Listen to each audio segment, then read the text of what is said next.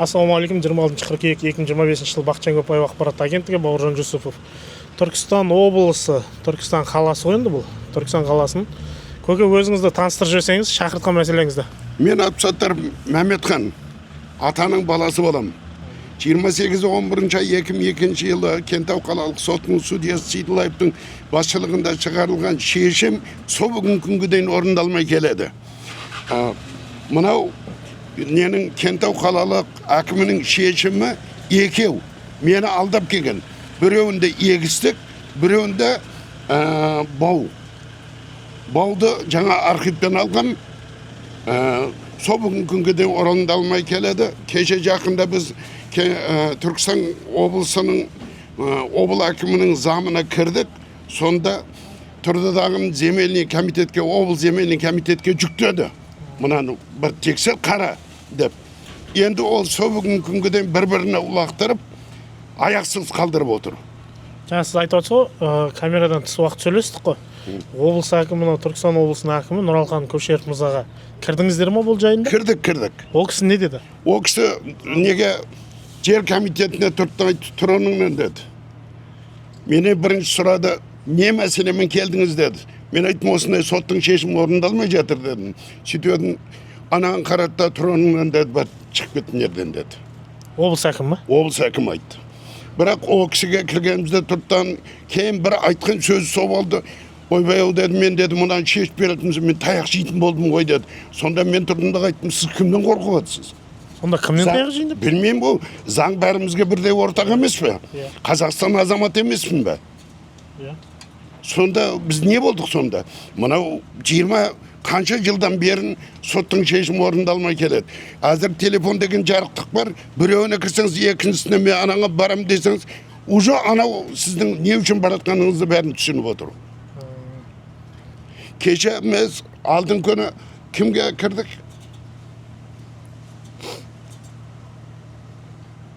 Қай жақтан? Земельный ме? Түркістанда обыл департаментке кірдік. Кіріп едік, ол кісі тұрттан айтты, ақсақал деді, сізді мен бүйтіп қоймам, мен мұнан шешем деді. Енді анау қарным аштығына жыламайым, қадірім жоқтығына жылайым деп, қолымда бір тода қағазмен әлі жүгіріп жүрмін. Аналар бөшесіне батып, сол қарнын сылап аналар жүр. Жер орнында тұр, бауда орнында тұр, бәр орнында тұр. Әділет департаментіне бардыңыз ба сіз? Бардық. Әділет департаментінде кім есімі айта алмайсыз ба? Арыз берілді. Әділет департаментіне ма? Иә, арыз бердік. Жақын арада ма? Кешеміз алдың күні. Енді мынау біздің қазіргі президентіміз кешегі 8 қыркүйек күнінде де жолдап айтып жатыр ғой, мысалға. Біз енді Қазақстан Республикасының президенті Қасым-Жомарт Кемелұлы Тоқаев мырзаның үндеуінде халықтың жағдайын жақсарту туралы айтылып жатыр ғой, енді әрбір үндеуінде де мысалға. Әкім мен халықтың арасы көпір болмау керек дейді.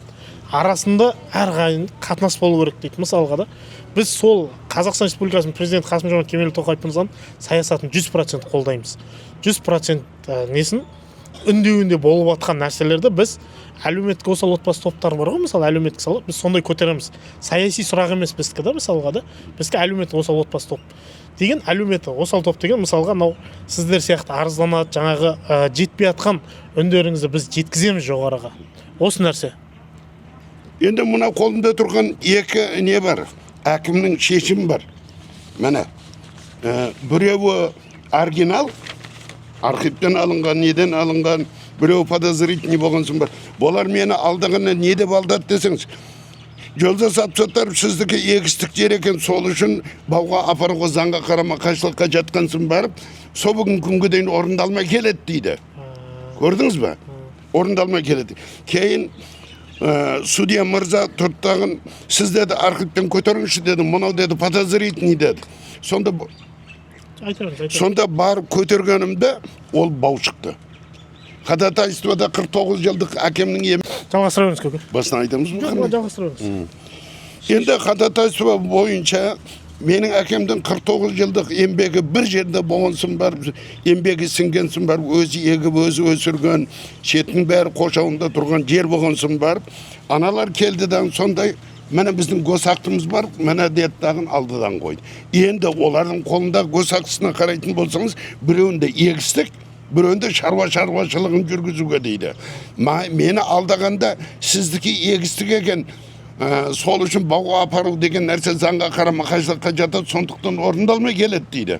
Сонда бір халыққа да неге де түсінікті болсын, бұрынғы сіздердің жерлеріңіз көкемізге берген. Ол бау ма еді? Бау егілген, бау егілген, бау әзірде бар. Ол туралы бізде акты да бар. Соттың басшылығында түсірілген акты бар үйде. Бейне таспа да бар. Әзір үйде тұр оның бәрі. Менде қандай документ десе бәрі бар. Бірақ орындалмай жатыр.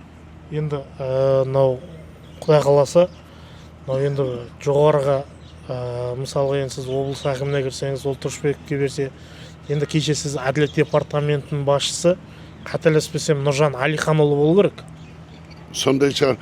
Нұржан Әлиханұлы ма? Нұржан Әлиханұлы. Бұл кісілер енді жақсы жұмыс жасайды. Өйткені мен осы 3 ай болды Түркістан облысына келіп осылай бұқаралық ақпарат ретінде жүргеніме.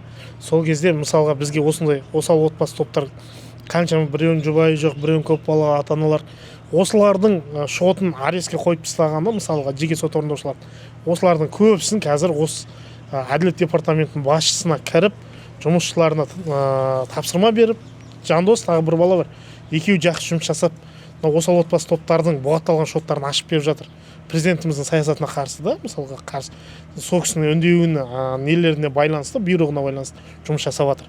Бұл да енді Әділет департаментінің басшысы Нұржан Әлиханұлы, Құдай қаласа қарапайым халық әділ шешім шығарып беруін, шешімдер қолыңыздағы бар күш-жігеріңізді салып, осы кісілерге көмек берулеріңізден сұранамыз. Өйткені біз де жоғары қарай бүгін бұны жеткіземіз. Сол себептен көке мына жерде тағы алып қосарыңыз бар ма? Енді үмітім сіздерден. Жоқ, дұрыс қой көке, біз үміт бізде болғанда, біз бұқаралық ақпарат ретінде жетпей жүрген үндері, жоғарыға жетпей жүрген үнді біз жоғарыға еститін өкіметке жеткіземіз. Біз өзіміз қарапайым болғансын барып шияға шыға алмадық. Мына Кентауға барамыз, Түркістанға барамыз, облыс әкім бәрінің атасы ғой деп соның алдына бардық. Ол кісі тұрда шығарып жіберді. Сонда да земелин комитеттің, облыс земелин комитеттің бастығы тұрды айтты, оны мен сіздерге шешіп беретін болсам, мен құрып кетем ғой дейді ғой. Сонда мен айттым, сіз кімнен қорқып отырсыз? Кімнен қорқып отырсыз? Кей жағында анау депутат шығарды, соттың шешімі орындалмай қалмайды, 77-ші бапта көрсетілген деп айтты. Бірақ сонда да бір-біріне футбол етіп отыр ғой сол бүгінгі күнге дейін. Енді біз естуші өкімет жаңа Қазақстан дейміз ғой. Жаңа Қазақстанға сеніміңіз қандай енді? Президентіміз Қасым-Жомарт Кемелұлы Тоқаев мырзаның айтып отыр қаншама жаңа Қазақстан деп та мысалға. Жаңа Қазақстан болып отқанына сенесіз бе? Сенем, бірақ сол кісінің алдына жетпей жатыр ғой бұл менің нем. Үндеуіңіз, Үндеуім жетпей жатыр ғой. Ол кісіге жететін болса, бәрі де ол көмектесер еді ғой. Жетпей жатыр ғой. Мынау енді облыс әкімі Нұралхан Көшербек мырза сіздің де қабылдауыңызға барған екен. Алла бұйыртса оң шешім болады деп ойлаймыз.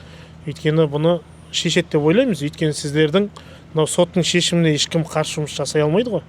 Соттың шешімі әділ шешім болғаннан кейін, шешім шыққаннан кейін орындалуға тиіс деп ойлаймын менің өзімде. Осымен тамамдасақ көке, айтарыңыз болса айтыңыз. Жоқ, рахмет.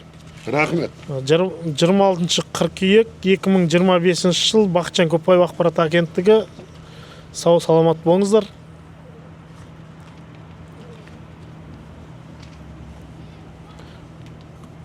Бір айналып